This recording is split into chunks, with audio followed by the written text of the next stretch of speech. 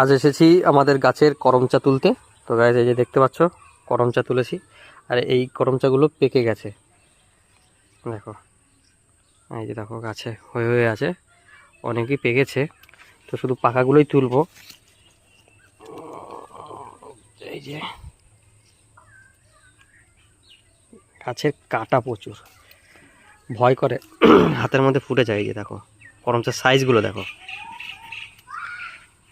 কি দারুণ লাগছে দেখতে। হ্যাঁ, আর এর যে আঠাই হচ্ছে মারাত্মক।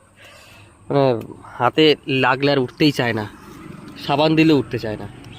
এটাই সব থেকে খারাপ লাগে, কিন্তু দেখতে অসাধারণ লাগে গাছে। মানে অসাধারণ, মানে অসাধারণ সত্যি। দেখো দেখো, আর কাটা, এর যে কাটাগুলো সরু সরু কাটা, মানে কাটাই যদি একবার একটুখানি লাগে পুরো ভিতরে ঢুকে যাবে হাতের ভিতরে। খুব সাবধানে তুলতে হয় এর জন্য গাছে। দেখো পেকে কি সুন্দর লাল লাল হয়ে আছে।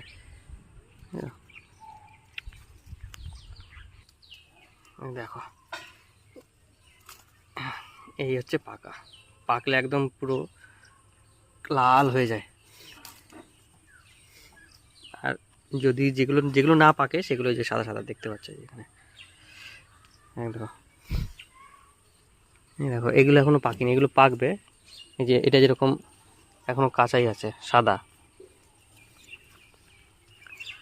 তো আমরা এই পাকাগুলোই তুলবো। এই যে দেখো